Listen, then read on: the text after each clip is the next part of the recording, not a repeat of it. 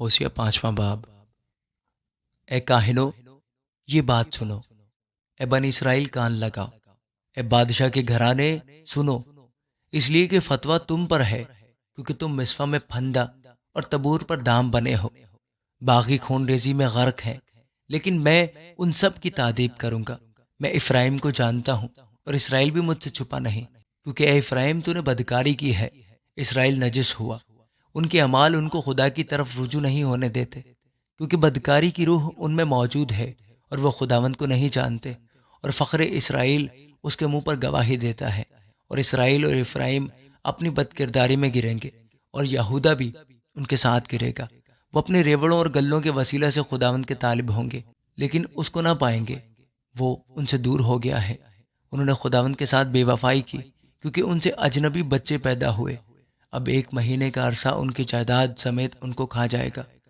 جبا میں کرنا پھونکو، راما میں ترہی، بیت اون میں للکارو، کہ بنیامین خبردار، پیچھے دیکھ، تعذیب کے دن افرائیم ویران ہوگا، جو کچھ یقیناً ہونے والا ہے۔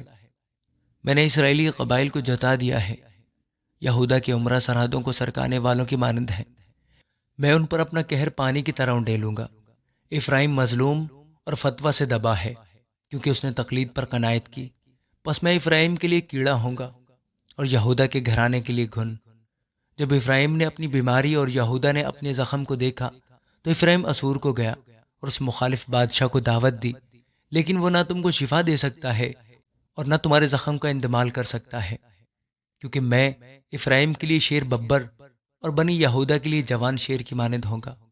میں ہی بھاڑوں گا اور چلا جاؤں گا، میں اٹھا لے جاؤں گا اور کوئی چھڑانے والا نہ ہوگا۔